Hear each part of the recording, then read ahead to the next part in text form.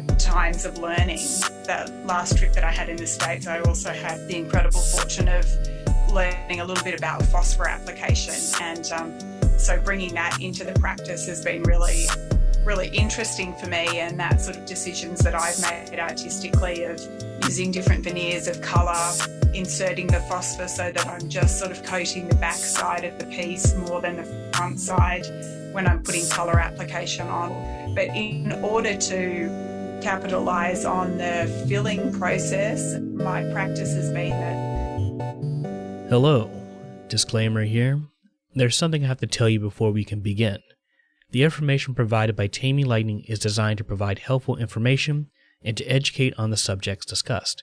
That being said, the information provided is true and complete to the best of our knowledge, and is not intended to be used without professional guidance or supervision.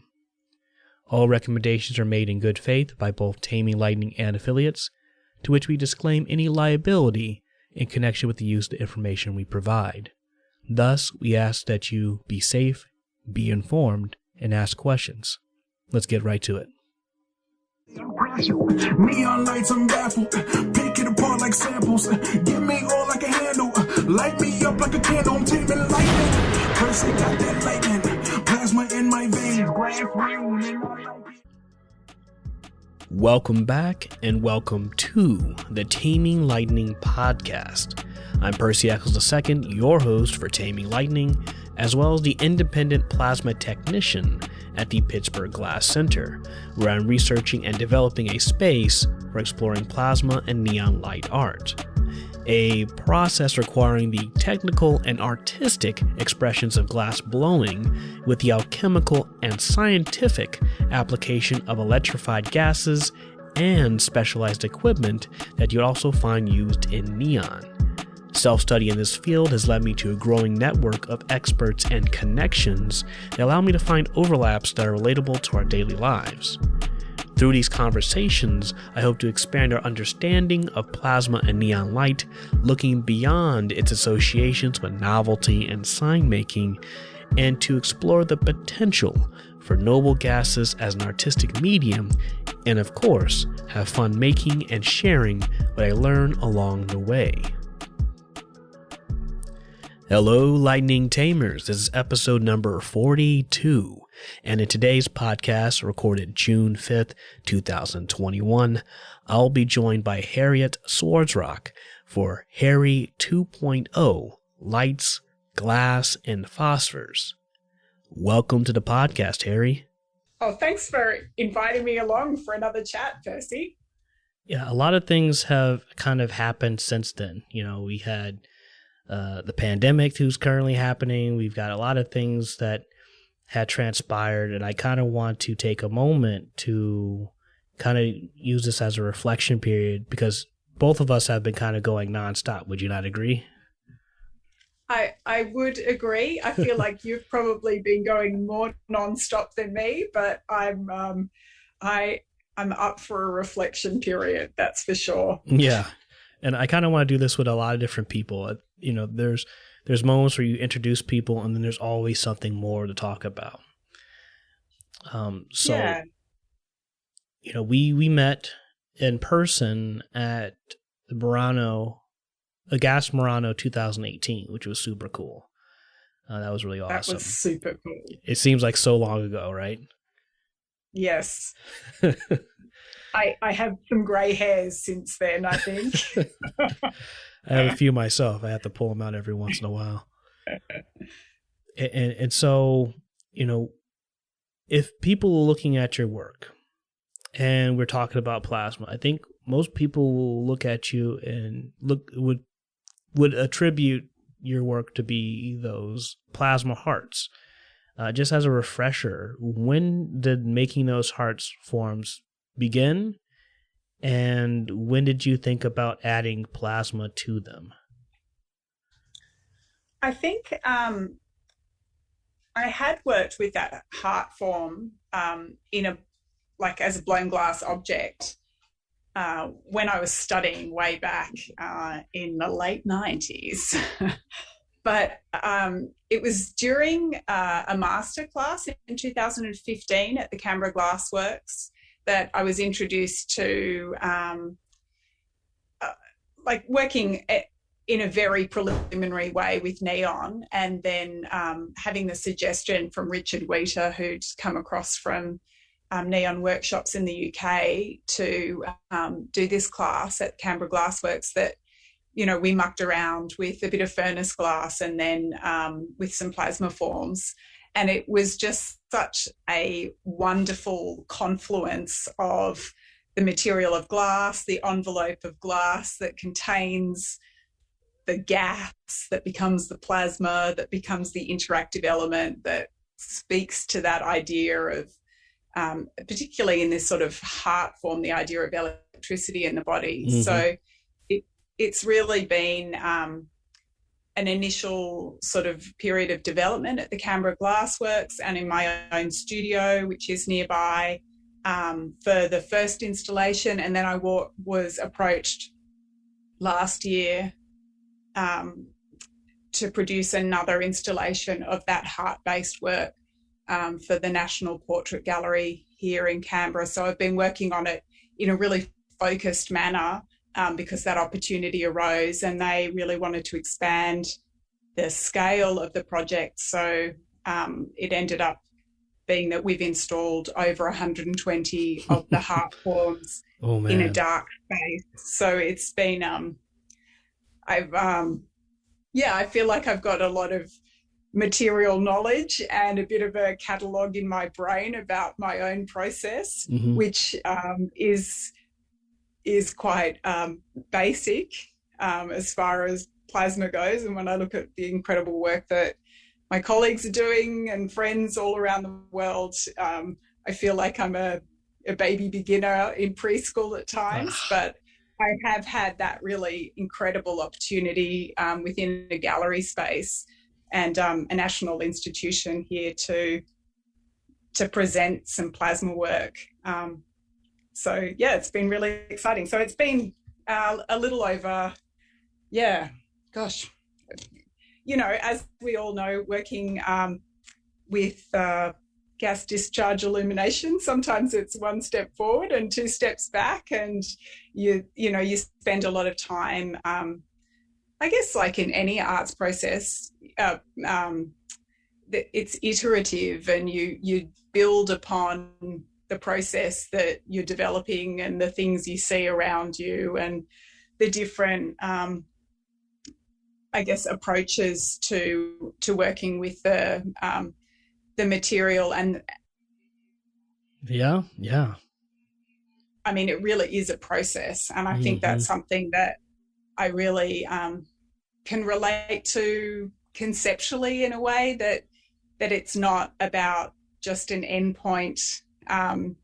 It's a shifting, changing endpoint, and part of that experience of that illumination is learning, and it's also the various physical processes to go through, which I'm finding increasingly interesting. And I think although I hope that I get the opportunity to re-exhibit this installation or, you know, reimagine a similar installation for different venues, I feel that there are so many opportunities to work with different forms, but to interrogate this process and the effects that happen and the interactivity. So that's something that I'm really wanting to further develop is, I guess, that audience interactivity with the work, which is probably a little bit more difficult now in COVID times and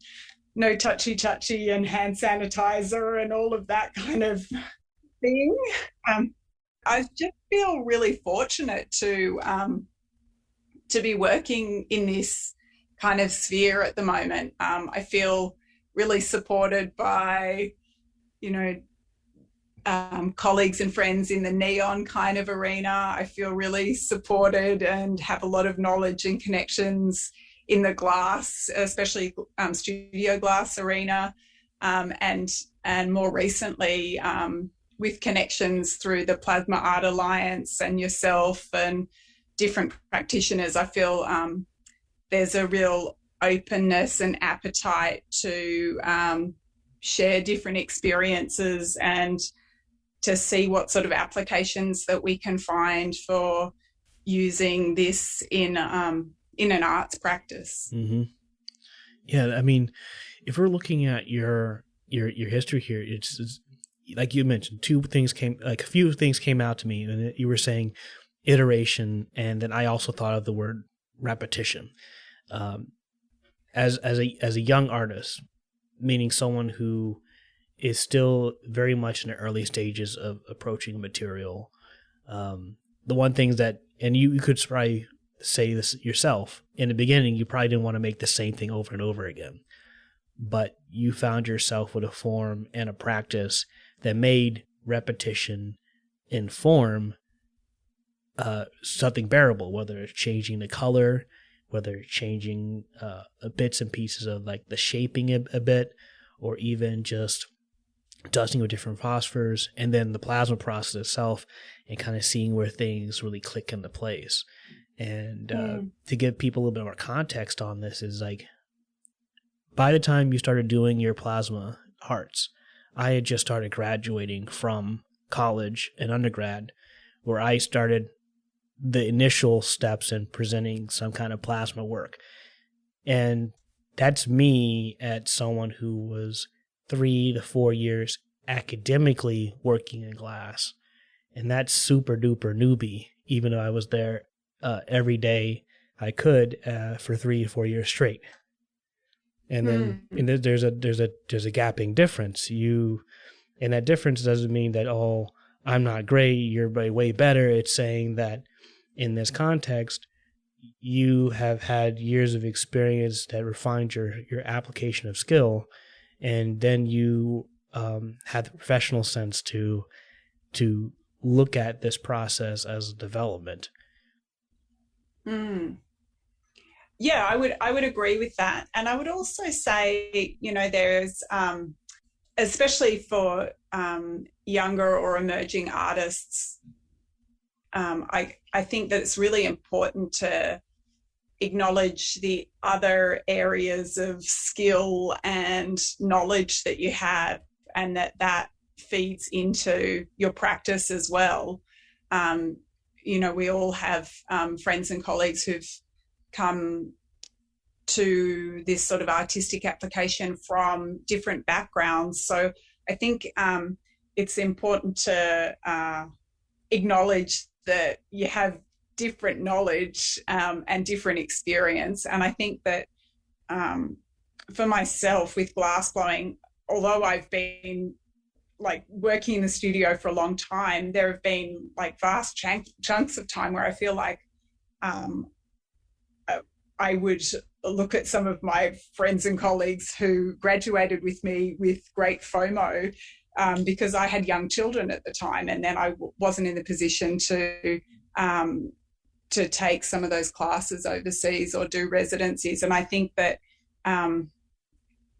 you've got to sort of come to terms with where you're at and what you're capable of, and push yourself in what you can achieve, and how you can learn and what your own goals are, because there's no real shining beacon endpoint. It's mostly self-development. And sort of for me, I feel like there's a lot of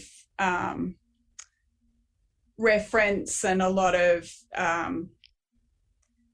background comes in from my yoga practice as well, and reading that I do along those lines. So that sort of idea you were saying before about reflection and a reflective period, that's something that I've been thinking about lately, that it's not, just the one path that you jump on and that's, you'll end up somewhere in particular. It's quite a meandering experience, I think. Yeah, the path is often non-linear, just as balance is non-static.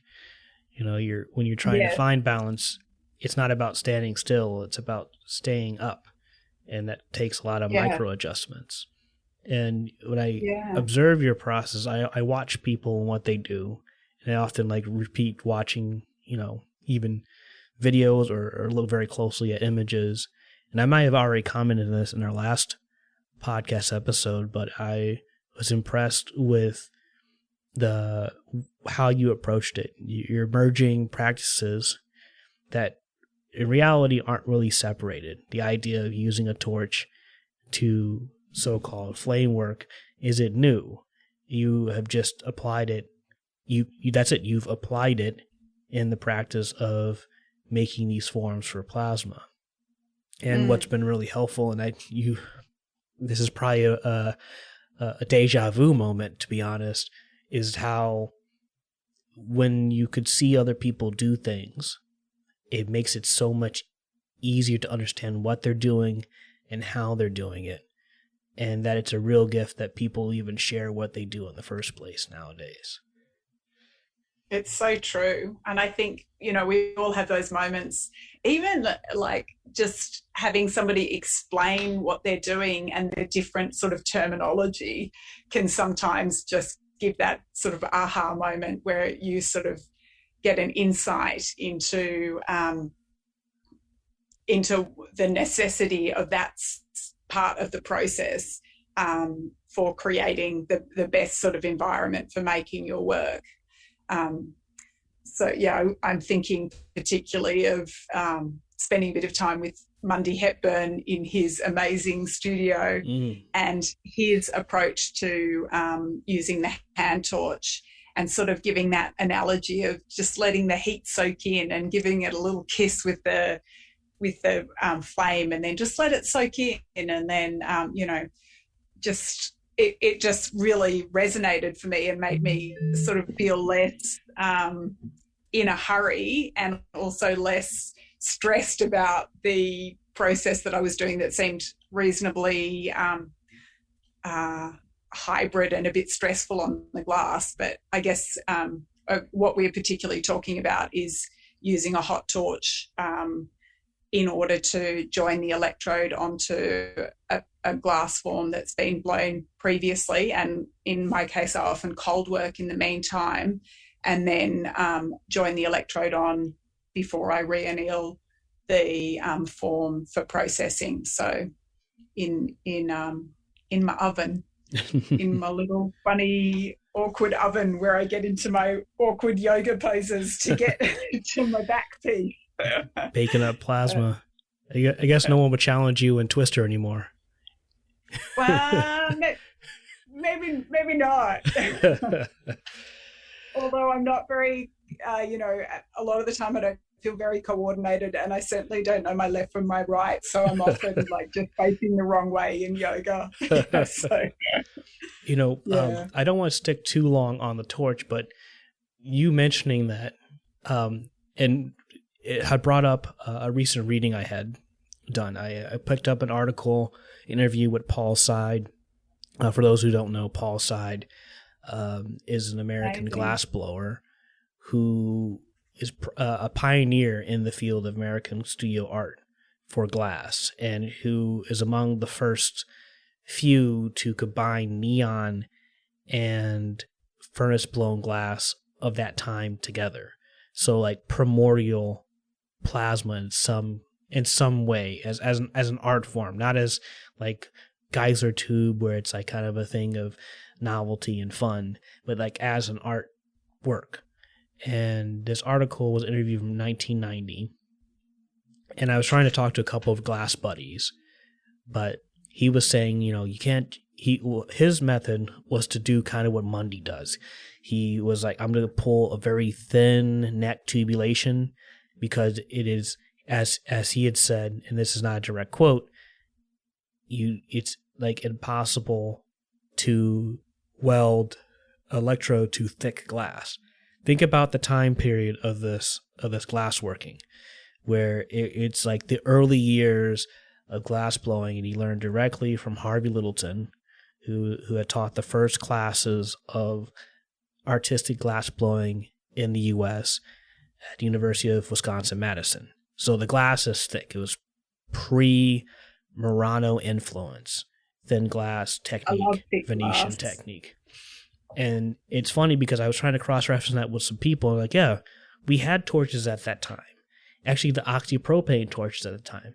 But when you think about it, really, it may not have navigated towards his studio practice at all. Sometimes things go around people, but when you mentioned the torch, and we both mentioned the torch, obviously, that came to mind immediately. Yeah. I mean, it sometimes you need to see somebody else using something in a particular way to spark, I guess, that possibility for yourself to change things up or take a different step, or, really think about how your process is, and by looking at other people's processes. And that is such, early times in the studio glass movement. But the work that Paul Side made, I was fortunate enough last time I was in the States to be visiting my partner at the Corning Museum of Glass during a residency there, and I saw some of his work in the collection. It was really lucky dog. Yeah, amazing. Yeah, but I think that I think we're so lucky in a way that we get to see so many different snippets of people's process, particularly online now. I guess our point in case would be the last gas conference, the virtual 2021. You really get insights into a lot of people's practice, and then there's just a wealth of information of other snippets of information. So I guess it's a matter of then within, and both you and I would know this with the plasma endeavours, that there is so much sort of behind the scenes maintenance and knowledge and learning that has to go on. And for me, I know it's different for you, but it's like it's a different language at times. So it often is, yeah.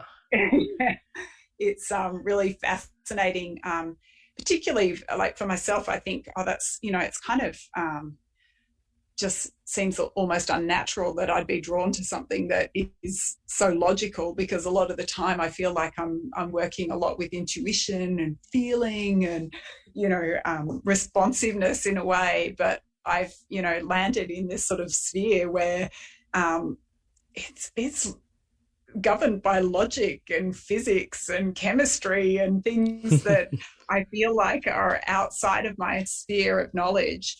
And that's been really fascinating to extend myself and learn, and learn how much I still have to learn in order to have a really solid understanding. So I feel like I know enough now to know what I don't know, even though it's vast.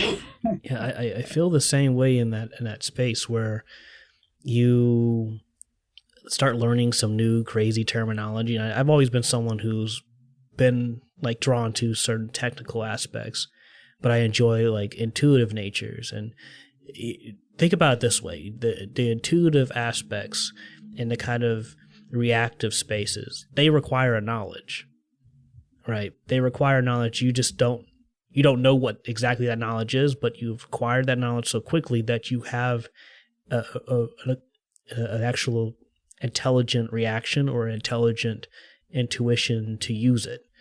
So I wouldn't say that things like logic and intuition are separate. They they take the same information on different pathways.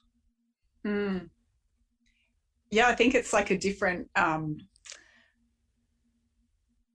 end game, isn't it? That sort of recalling knowledge in a particular fashion, as opposed to a feeling fashion. But I don't feel like I sort of said before about, different backgrounds that we all have. I think we can all bring things to our practice and to learning. I think that one of the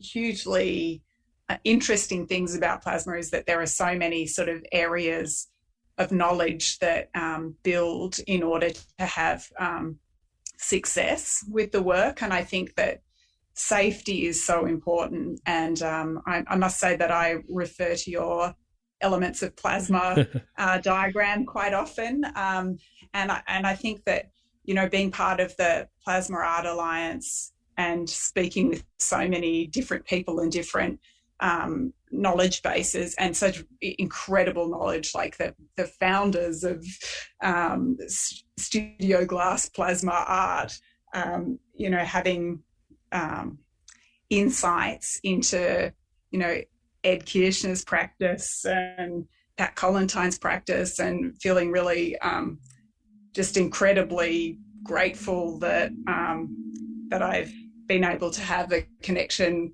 with Wayne Stratman, and he's been so generous with his knowledge and so keen to have dialogue about not only the engineering and the physics and the chemistry and the, you know, electronics, but also the application and the artistic kind of discussion. So I feel like it's really got such breadth, and there's so much interest for me in that.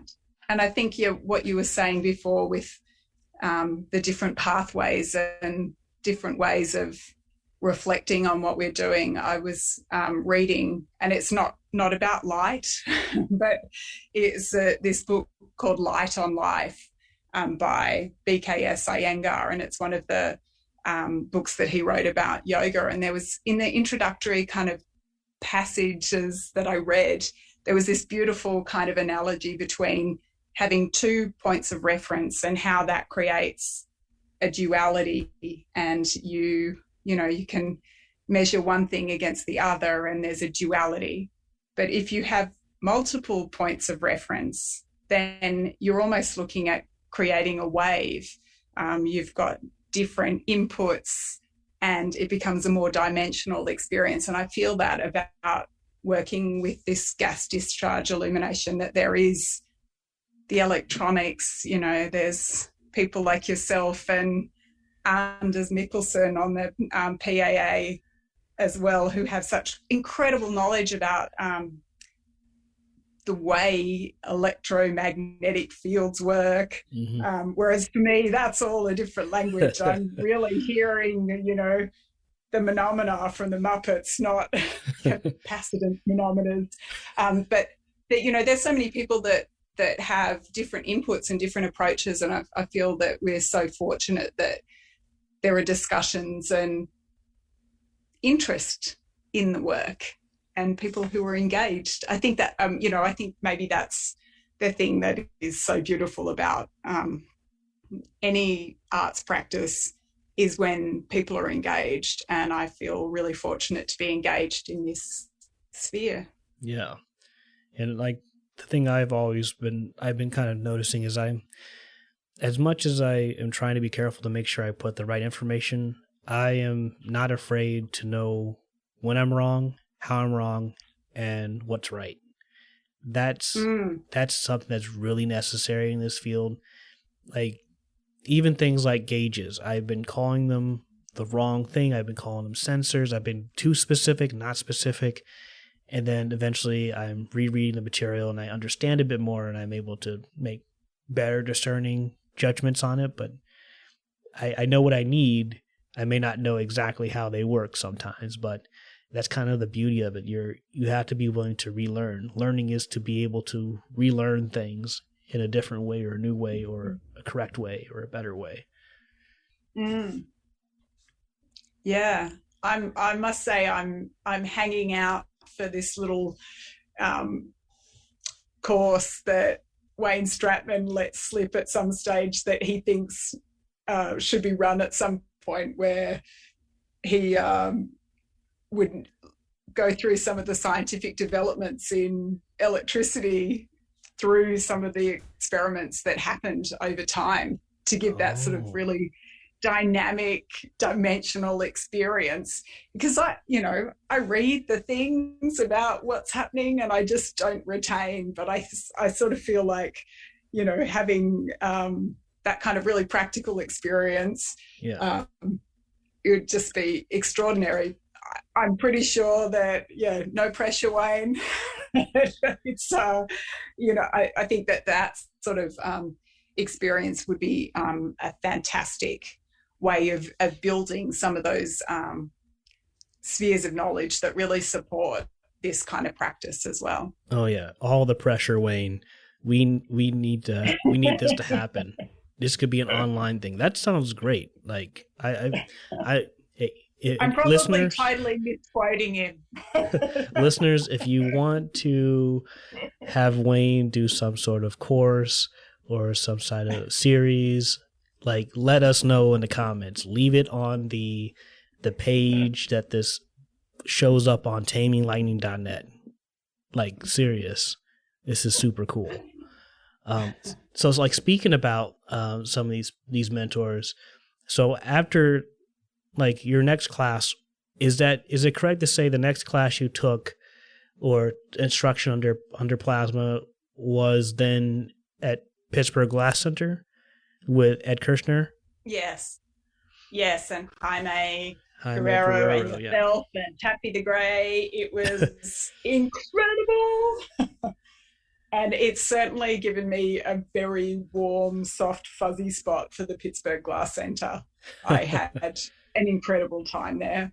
I'm very greatly appreciative that I got to have that experience and really to see different approaches and different problem solving. I think that really is so valuable. And I feel like I was in that fortunate position where I'd made a little bit of work, so I wasn't totally new coming in. So I felt like I really tired Ed out by asking him like the kind of questions, because I felt like I could just kind of, get a little bit more of an understanding. So yeah, incredible experience. And I think those learning opportunities are just wonderful. Yeah. And I love Ed and what he's able to keep bringing in. He's one of those guys that you need to follow around with a sketchbook, because he's not writing down notes. He's not writing papers. It's whatever he can remember that he's been doing for years.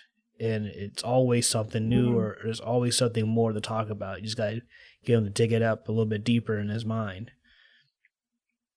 Sitting cross-legged on a stool, our plasma Yoda. Excellent balance for a man of his age, man, I tell you. Yeah, no, that really was, I guess, such an important experience for me. And then also following on for that, the opportunity to have that intensive sort of class up at Wayne Stratman's studio with you guys. I think that was later that year. Did you also visit Mundy between that time? Was it after that class? I did. It was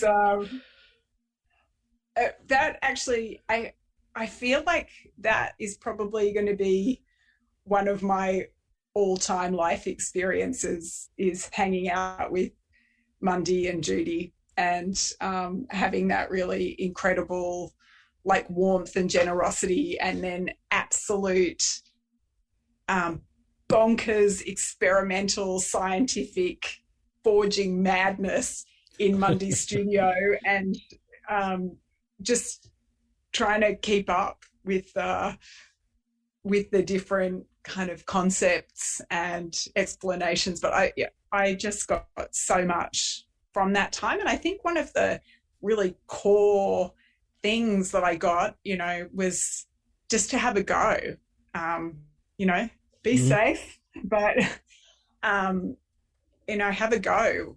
Mundy made me a hand torch. He just said, all you need to do is bend this bit and do that. And, it was, it took some of that really high pressure, high expensive equipment kind of fear out of me, and brought it back down to things that were a little bit more accessible, and that just that incredible thirst and enthusiasm for the work that he does. It was infectious, and I feel so privileged to have had that time with Mundy and Judy. It really, was a treat. I heard from Judy that she had to drag you guys out of the basement so you guys wouldn't stay underground for too long. Take some vitamin D. Go on a walk. Eat some cookies. Yes. Yeah. So and then going up and meeting you guys up at it was the Photons in Focus. 2019. Where we made house of cards toasts in the morning and lots of omelettes to keep us going in order to retain some of the information that was getting shared left, right and centre. That was really fabulous. The Plasma Art Alliance is an affiliate of Taming Lightning, where their mission is to promote illuminated plasma in glass as a sculptural art medium, foster public awareness of this art form through exhibitions, conferences, and educational outreach, and support the exchange of information related to the techniques and technologies essential to the advancement of the field. PAA will serve the growing interest in this art for the mutual benefit of artists, enthusiasts, and patrons. If you're interested and would like to join, check them out on the web at www.plasmaartalliance.com. Now, it may be no surprise, but I'm also a committee member of the Plasma Art Alliance and have taken up the role of committee leadership.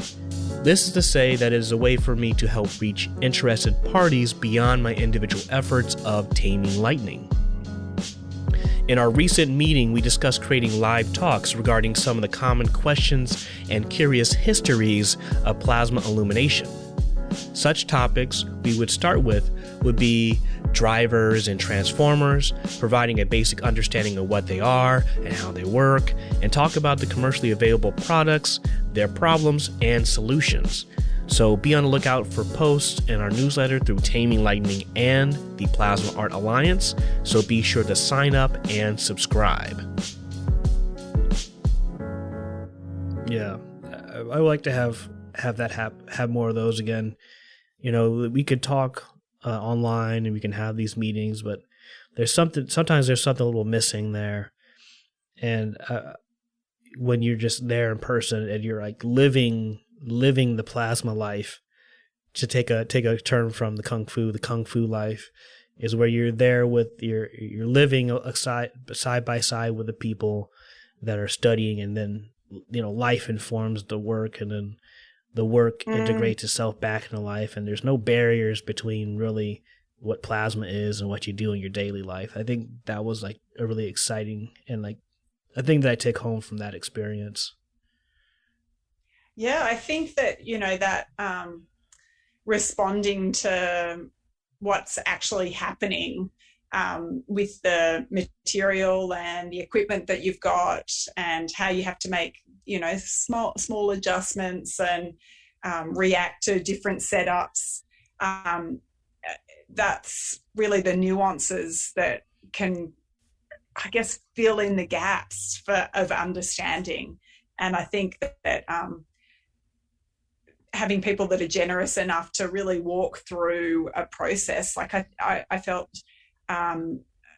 like my mind was blown for more than once, obviously, but when Wayne showed us the filling process that he does for some of his bigger forms, where he had the 2 ports and was sort of chasing the gas through the form rather than inserting it at the same side of the manifold as the vacuum pump. So that was really an incredible visual way of experiencing a really smart use of I guess material dynamics and molecular flow in order to achieve this incredible result that he, repeats within his work. And I think that that's something that's really so inspiring, seeing Wayne's practice is, his experimental kind of sci-fi projects, which feed back into his incredible museum display work. And then he's really pushing the boundaries of physics and form in some of the effects that he's getting within his work. So I was humbled and mind blown. So it was just really great to like. At the same time, there was a bit of like, this is like a hidden lesson. It was like fun because it was like he was asking questions and we had all given our guesses, and it's like, oh well, that's not it, but let's look at why it isn't that. Or reading those papers together was great too. Yeah. Because sometimes you're reading these papers and they're like super high level at one point, but then like you read through it, then you discuss it, and then you can really start to absorb bits and pieces. I still refer back to that measuring filaments in a plasma ball from the plasma lab in Princeton. That article I keep reading back to because it's amazing to think that these little arcs that are dancing inside our forms or globes are almost no different than watching an animation on a TV. Like it is the perception of movement rather than actual movement. It is this constant climbing and growing and retracting stream of ions that light up. And because it traced that one path, it's able to kind of follow that same path but then deviate. It's mind-blowing to consider that thousands of cycles happen to perceive movement of the light. It is amazing, isn't it? Really is mind-blowing. Yeah. No, it's I think that that having those kind of discussions and having that really focused time does create just so much learning for all of us. I think we who all of those sort of situations, we all get so much out of the learning and out of those discussions, and hearing how things are explained in different ways. So I feel if we didn't have like border closures at the moment, I'd be putting my hand up to do it all again very soon. Yes, indeed. Yeah. You like we said, you've done a lot, and also it seems like it hasn't been that much. But when we look at all these different talks and stuff you've been doing for the most recent exhibition piece, which is over 120 hearts. Yes, that's a lot to set up in that space. And I had asked you prior to this conversation about if you had experienced any interference between all these different hearts and what things you had to do to keep that from happening. And for our audience here, the reason why I asked this question is there's this exhibition that's going on right now. It's going to be closing in July 2021 here, called Light and Transmission. And I have these two cloud pieces, and they were initially powered by separate transformers. And these transformers produce the high frequency radio waves. And like walkie-talkies and the truck driver down the street, there could be some interference. And so I've had some issues with that happening, which can also happen with your plasma pieces. And so again, I'm asking Harry here about, with so many of those have there been instances of interference where they start kind of squealing or talking to each other, as we say, and how she had handled that in such a large installation? Yeah, I sort of, I've been using quite a small plasma driver, the Neonizer 21,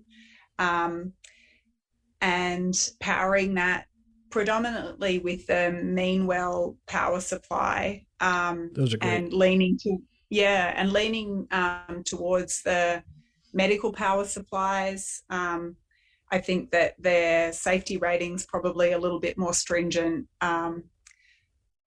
And I do have experiences with interference, and particularly with forms where I have xenon in the form. And a lot of my forms are quite small, and like Percy mentioned before, you know, there's a repetition in form.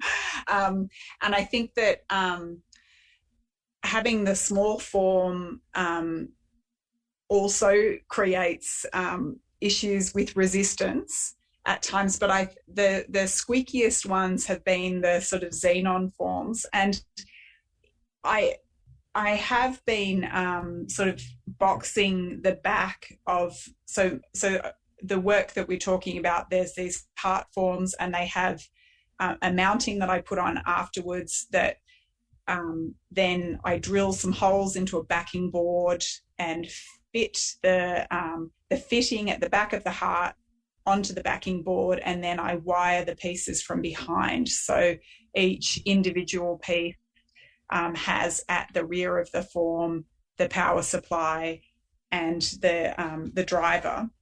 And the part of the reason that I sort of developed that approach was that I wanted to have this effect of having almost a salon hang within a space, and having, you know, multiple works all hung. And so then the whole unit has an acrylic sheet at the back. I use like a high temperature Celastic at the back to fix the power supply in.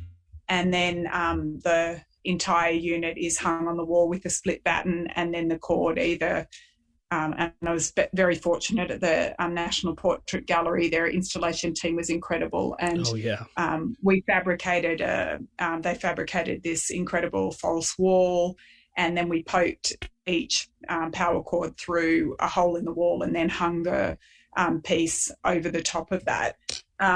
So that there is interference, and in a way, I quite love that there's interference. I know that's, you know, not very probably technical or desirable, but for me, part of the, I guess, concept or the depth to this work is this idea of interconnection, and one affecting another. And I feel that, you know, some of that is a powerful metaphor as well, even if it's not like highly desirable within a plasma practice. And unfortunately, on one hand, but obviously very understandably at the Portrait Gallery, this work isn't able to be touched. Whereas the initial installation I did, there was that really beautiful interactivity between people being able to touch the work when it was installed at the Canberra Glassworks. Mm-hmm. But being a national institution, that wasn't an option in this case. So that little bit of interference, I think, maybe heightens some of the movement in some of the surrounding pieces. So maybe it's a blessing in disguise for me. But I do recall Ed Kirshner talking about, you know, that sort of oversupply of power into the form, and how one of the, I guess, devices that he used was to have a longer GTO cable, so that there was less voltage entering the form into that, you know, that particular fill. Yeah. So I think, you know, I think for my practice, because I've been using predominantly this much smaller driver, I tend to, I always test the piece in the kiln with the driver that I'm using and the same power supply. And I think that one of the things that that also Ed was talking about was doing that sort of feel at the temperature in which the work is going to be exhibited, and that's something that I haven't been doing. So I think that there are probably differences. I'd probably be working the that sort of filling process with the glass a little bit hotter than I would exhibit it at. Yeah. And I think that, you know, there are so many subtleties within the habits and formations of the ionization of the gas within the form that are affected by all of these different elements, and the ambient temperature being one of them. So I feel like, you know, it's not entirely a rigorous process where everything's at the same temperature. And I did have the experience when I was working predominantly at the Canberra Glassworks and developing the work that the kiln shelf was metal, so the effect within the kiln was often more vibrant than after I'd closed it off, and then it sort of, you know, has slowly sunk in, because I'm a slow learner. That of course that's of course you know, an element that comes into play, and if you do have metal around the work, you know, you really have to make sure that you've earthed that, so that you create consistent effects, and for safety, of course. Right. So you brought up two things here. One was that the temperature at which you fill the piece, and why that's important here is because temperature and pressure are related. Temperature relates to a level of energy. So right now I'm kind of speaking both to you and the audience a little bit. And when you have more heat, you have more energy. So those molecules are going to give us a higher level of pressure, in simple terms. Don't ask me to recall which law that is. It's probably Boyle's law, possibly. But that's going to show up different, because when it cools down, it's going to be much less than when it was warmer. So I think that's why Harry may be seeing those differences. Are you starting to give yourself a little more time to let it get down to a temperature that is closer to the display temperature? Yeah, I think that I'm pretty close, but some people might describe me as a little impatient. You know, I get a little excited, and you know, I'm just sort of, you know, cracking the kiln open, and of course my understanding of temperature is in Celsius, so I'm going to say some temperatures and they're going to sound super low, but I want to get in there and crack it and have a look and have a fiddle around, but I am trying to be more patient. And I guess one of the other constraints for me and for most people, and especially like we've been talking about this before, is that the reading with the ambient light around. So sometimes getting my timing right, so that I'm bringing the work up through an annealing cycle and then back down to room temperature, and then being able to visually process the work, as well as visually experience the work that I'm processing, without having to have it sit around for too long, is something that I'm trying to get a better handle on. But I think that it was a pretty haphazard kind of setup for the virtual gas conference, apart from the fact that, you know, I was joining the electrode in my kitchen. But what we had set up around the kiln was some carpet underlay, so that I could have a dark space to be able to see what was happening within the forms. And I feel like that's something that I might investigate more, is what sort of screening that I can have. That's obviously, you know, it's a hot shop as well, so I need to be fire conscious as well.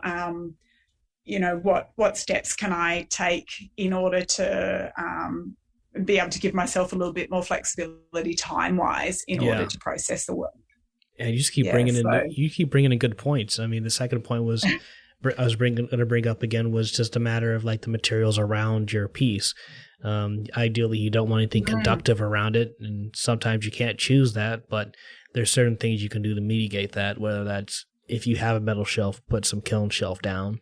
And then you just brought up the whole idea of like light. This has been something that has plagued both of our practices as we try to learn about these fills and navigate and explore different behaviors in the gas. And the thing you have to do, unlike neon, is you have to watch the form. And there was a recent piece I was filling, and I kind of regret changing it, but it was like a cloud with what is this nichrome wire inside of it. And I refilled it because in the show it was probably too resistive, meaning that it requires so much energy that it started to kind of heat up a bit and then eventually couldn't be powered. And then I refilled it, and I got this nice tricolor effect. It had green, it had blue, it had red. And when I'm looking through this tiny little hole in the kiln to kind of shield it from light, and it looked good. And it looked good on camera, but then I have this weird discerning eye and saw, the red's too fuzzy on the ends. And so I went to refill it, and then I could never get that effect again to try to fine tune it. Magic mix again. So it's all these little things, and you're just like, but it's hard to see. It's hard to see, and being able to see is very important. Yeah, it's hard to see, and it's hard to know when to stop. When to say when. When to say when. I think that's been part of this process that I've quite enjoyed, because I knew I had to make quite a lot of pieces. We'd sort of, for this installation, we'd set upon the figure of approximately 120, and that was because I was wanting to have 2 walls set up, each with over 60 on them, or approximately 60. There are a few double pieces in each one. And the idea behind that was to have sort of that idea of the resting heart rate, 60 beats per minute, and then have that sort of encompassed in the room, and that idea of, a racing heartbeat, or, slow, or that connection between people. But in order to capitalize on the filling process and the oven pumping process, my practice has been that from my manifold, which pierces the side of my kiln, I have a sort of a branching tubulation that has 5 ports on it. So I've generally been filling 5 pieces at a time, and that's been really, really wonderful to have that experience where, you put that initial, in my case, all of them have got an initial sort of feel of neon. So I would, after the kiln processing and the pumping down, close off that stopcock and then insert initially the neon gas. And then I think that having more than one in the kiln at a time means that, some of that knowing when to say when is alleviated, because there's more than one form to look at. So I can kind of go, oh, no, I'm really happy with that just being a low pressure neon fill. I like the effect on that one out of the 5. And then insert a different gas in. Mostly I've been working with I've got 3 gas bottles on my manifold, and I'll sort of interchange the argon and krypton. So predominantly I'd have that mix of neon, argon and xenon, or neon, krypton and xenon. And I know that krypton and xenon sort of play similar kind of or have similar sort of effects. But I've been enjoying that kind of different interplay. So I guess one of the things that thinking back to times of learning, the last trip that I had in the States, I also had the incredible fortune of learning a little bit about Phosphor Application. And so bringing that into the practice has been really really interesting for me, and that sort of decisions that I've made artistically of using different veneers of colour inserting the phosphor so that I'm just sort of coating the back side of the piece more than the front side. When I'm putting color application on, I'm trying to put more color on at the back of the piece and less at the front, so I'm not having that filtering effect on the front veneer of the form, because although the forms are very three-dimensional, they're quite there's for the purpose of mounting the work and installing the work, they are viewed, from the front sides, not from the back. So I've been able to make some of those decisions and sort of build, I guess, a bit of a knowledge and understanding. I sort of shied away from using opaques, but I've been applying sort of an opaque veneer at the back of the form. And, especially if you use a white or even a black, that's, there's been some forms where having a black at the back has really had this incredible, you sort of are able to see that sort of streaming, delicate kind of lines, particularly from Krypton, with that contrast of the black at the background. So I guess some of that sort of material and visual and light knowledge, I have so much to learn about additive and subtractive color. That's like voodoo magic to me. But I think that so having said all of that sort of spiel, having 5 pieces in the kiln, I might have one that has a phosphor coating in it, one that has an opaque color at the background. I try to fill 5 similar size vessels at a time. So sometimes, because there's that like quite a bit of variation already, sometimes the actual filling itself has been like I haven't messed around with the filling quite as much as maybe I could. And like when I hear Ed Kirshner talking about just those really micro adjustments to get that incredible geometry that he achieves in some of those interior formations of his vessels, that, that delicacy and that adjustment is something that I haven't really gone into yet. So I've been, I've had a lot of variation in the forms and in the color, and then the phosphor application. And of course, with the phosphor application, the thing that really makes that work or makes that visible is having light within the vessel in that UV spectrum. So that's within my practice, because I don't use iodine and Krypton together in my studio. It's more using the Krypton or a little bit of xenon in order to achieve that UV spectrum, in order to activate the incredible zing of the phosphors, which kind of for me looks like intergalactic dust. I just love that. Yeah, I've been enjoying that, but I've really been learning. For me, I just need to keep it, soft and subtle at the back of the forms for this particular application. So, yeah, I mean, you're really able to one of the things we often have to do is we're not really fighting, the process. It's often fighting some type of psychology. And what you've done is engineer a way, you yourself just enough to know that if you just had one piece, you'd spend 3 days on that piece. But having similar forms and then making them, setting up with some variation allows you to really, force yourself to say, to look and say when. That's really smart. Yeah. I must say I'm a bit of a sucker for repetition. So I do love building a larger form out of similar, smaller, slightly different forms. So I feel like that's something that I really enjoy, actually.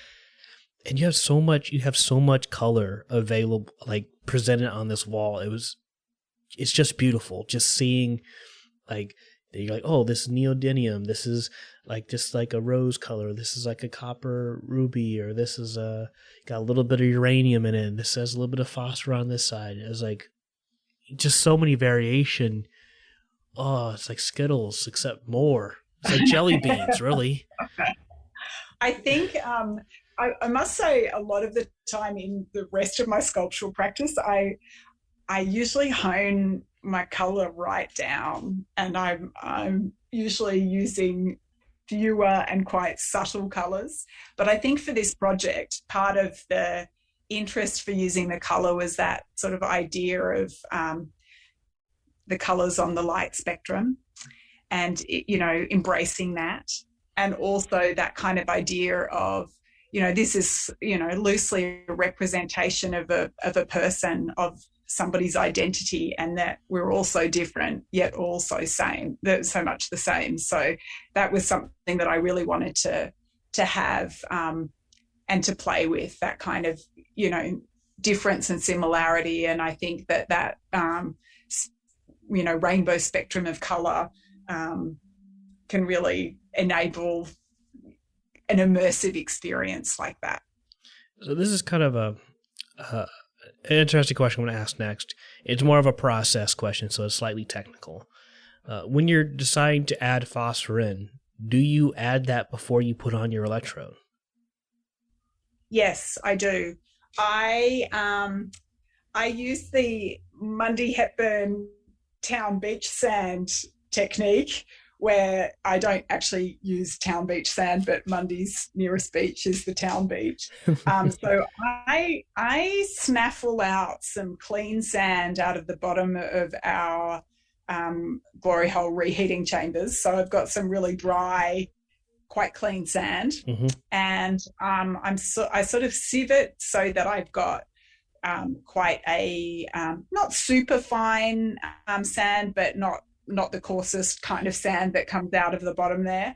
And I then have separate jars that have the I've only got the 3 colors of phosphor that I traveled back from Boston with, thanks to Wayne, with my special little white powders in precious jars, so, which I was very pleased that I got through customs here. And I keep those separated, and then I will decant or tip out a small amount onto a piece of cardboard that has a fold in it, just a small kind of envelope sized piece of cardboard, and I'll sort of tip it in, and then I will add maybe the end of a matchstick worth of phosphor into an amount of sand that's probably maybe a tablespoon of sand. Yeah. And then mix that together and then slide that into the form. So I have with the heart forms, I have only the one opening and 5 of the 5 sort of ventricles that I've generally been working with. And I'll gently tip that through that open ventricle before the electrode gets attached.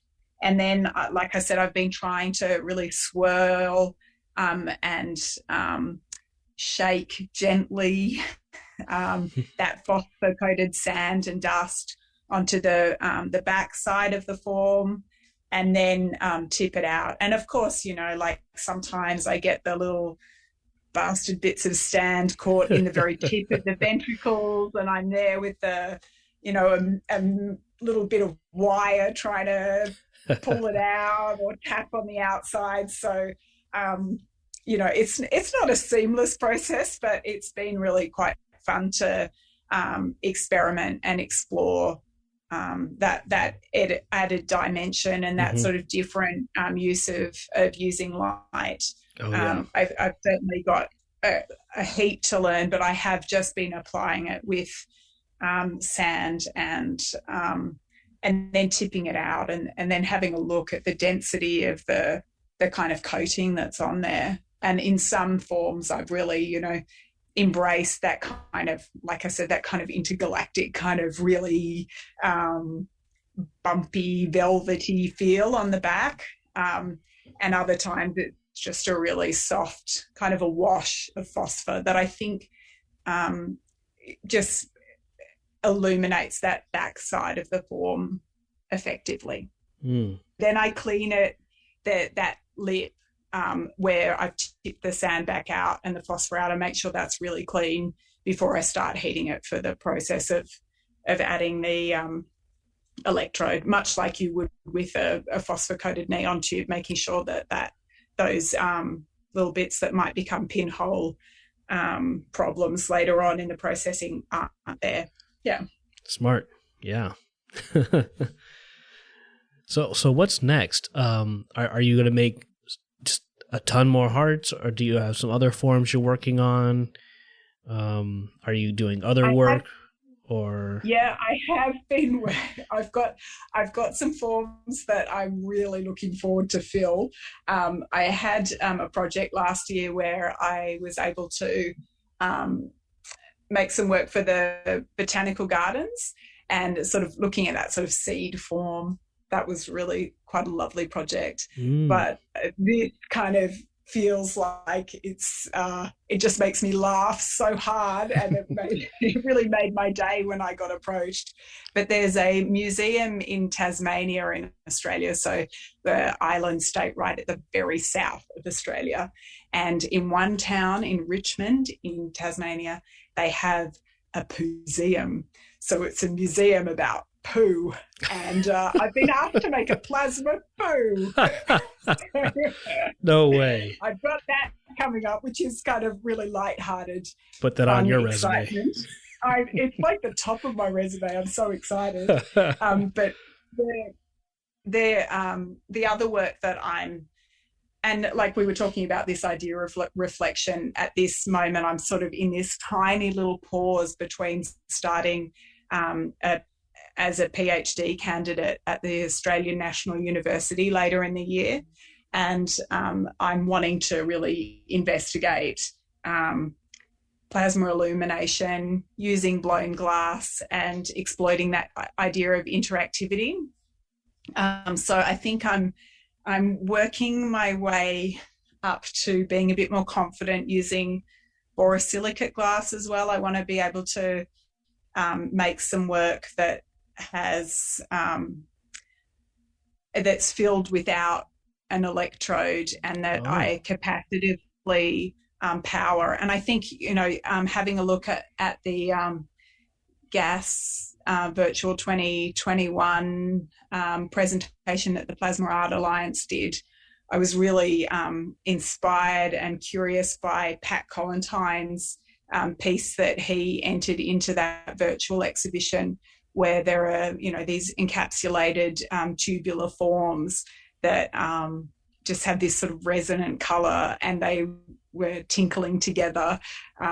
So I'm curious to pick Pat's brain about that at some stage too. But I'm wanting to have some work where I have pieces, like within my other sort of sculptural practice, I often have suspended forms, and I'm wanting to bring that idea of sort of independently suspended forms that somehow come close enough to a powered plasma piece that that they're activated, and that idea of like physical and bodily interactivity, and I guess as a visual cue for interconnection. Nice. So that's what I'm hoping to investigate, those sort of idea of proximity and effect. And I think, slowly gleaning more information about this incredible sort of field that we work in, and those sort of ideas of capacitively coupling work and, action at a distance, and powering work, through what, like, I'm going to have to learn about quantum and things like that. I'm going to have to retain some information, Percy. You've inspired a lot of how I've approached and solved certain specific problems in plasma. It was looking at the way that you mounted your hearts using the PC7 epoxy. And the problem I had to solve, which is this is continuing on to like your curiosity about capacitive coupling, is for the Chris Ahalt piece that I finished last year. A piece that it took me 3 years to figure out how to mount it and power it capacitively. And it did require a technology such as 3D printing to be at a stage where I could enter it and then have the community to explore that. And to get that piece finished, it didn't have an electrode on it.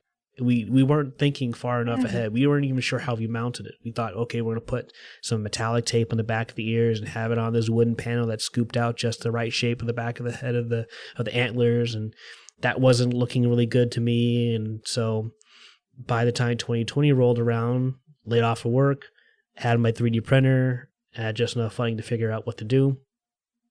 And sounds like a song, Percy. It almost does, doesn't it? And I ended up in this isn't something that just came up by myself. This is things that, this is the importance of people trying different things. Is I was like, oh, I heard about Aquadog, which is a carbon paint. It's the stuff that you coat on the inside of your plasma globes, because it allows the electricity to evenly distribute itself across the tube that's on the inside. Remember, plasma globes are capacitively coupled. No electrode. Mm. And I had told Aaron Ristow about it, and he tried it out. He tried a whole bunch of tubes. He's like, oh, we need to insulate this thing, because Ed also said you need to make sure you insulate it, especially however you're putting together. And so you were using moldable silicone, the stuff you use to fix cords or whatnot if you have like a slight bend or breaking in on the side outside. That's not a danger. Don't use it on stuff that is obviously needs to be replaced. Warning, right? Replace it. Yeah. But I had no idea how to attach all this. So think about this. You had to slightly sandblast the section to have a tooth, a bit of surface that can hold on to the epoxy. So I sandblasted the back of the moose head. I then painted on the conductive carbon paint. And then I had to connect my wire to that. How did I connect the wire to that? I used silver conductive epoxy, the stuff you would use for electronics, that could withstand high temperature. And it worked beautifully. Then I put on the silicone to close up and seal the area, make sure there's no air gaps in there, so there's no arcing gaps. And then I had a little collar, 3D printed plastic collar, that then I filled a little bit with the PC7 epoxy, and then that adhesed everything to the back of the moose head. So you had this nice clean little termination. To think about it, yeah. Clean termination that was inspired by your screws on the back of the head. And I used nylon because I'm more concerned about the arcing. I was more concerned about the arcing because this is capacitively coupled. The area that was the wire was coming through was the same area that the screws would be attaching to. So that's why I had to make a little design change on that aspect. But it all started from, okay, Harry did this thing. Well, how can I use this in this situation? And it grew from workshopping out these different materials, and it happened to, that's Harry, that's Gavin Tiernan, who had passed away 2020. I only have one recorded conversation with him, and it's on Instagram. And it's Aaron Ristow, and it all came together the way it needed to. That's the beauty of this stuff. I think that is the beauty of that kind of a practice. And I think that, that the added complication of having the high voltage wire or fittings is a matter of practicality. But there's so many sculptural concerns that need to be taken into consideration, or like you said, you've got this thing and it's working, beautifully, but then you have to sort of backtrack and come up with ideas or see solutions in other people's work that you can bring into your own pieces.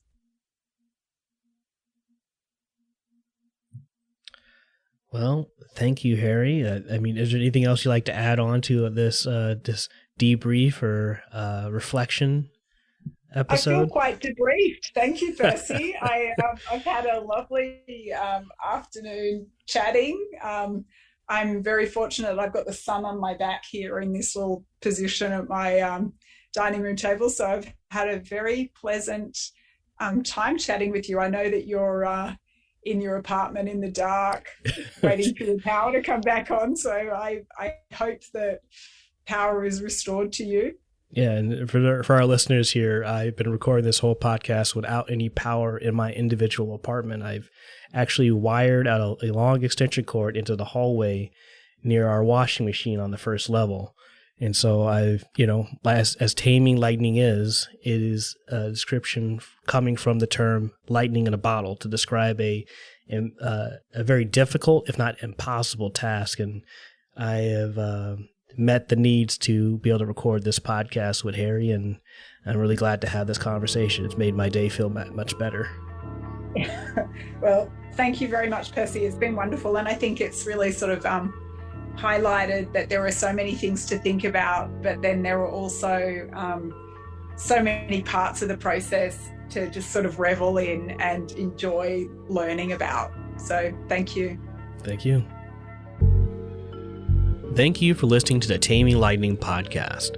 Music credits to the following artists in order of appearance: Retro by ONE, Taming Lightning by Trav B. Ryan, Brainstorm by ONE, Next Time by Hayku, and Walking by Ras-Hop. I hope you enjoyed the podcast. This is another favorite for me to be able to reconnect and talk and see how much has changed since our previous recording. Harry's been very generous with showing her process and sharing both her failures and successes, and she's not afraid to ask for help. And you could tell that she loves what she does in spite of the added challenges and difficulties provided by working in plasma. Just like myself, she learns from those in our growing community of plasma and neon artists and enthusiasts.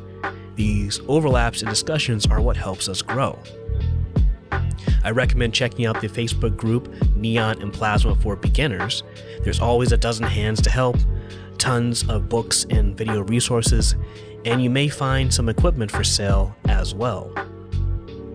Recommendations for your eyes and ears are the Light on the Horizon video exhibition, the Intro to Plasma series in collaboration with Geeks, and episode 20, Plasma Light Art from Sweden to Boston and beyond. Thank you again, Harry, for taking the time to record.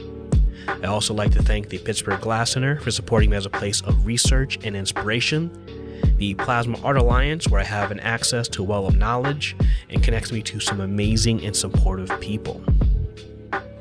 If you'd like to support Taming Lightning, subscribe to the newsletter on www.taminglightning.net or follow on Instagram at Taming Lightning. Other options for support are one-time donations through Ko-fi, spelled ko-fi.com/taminglightning. Or you may join me on Patreon for additional perks and benefits. I'll have links provided in the show notes, so feel free to share, comment, and subscribe. And as always, be safe, be healthy, and be strong, and I'll see you next time.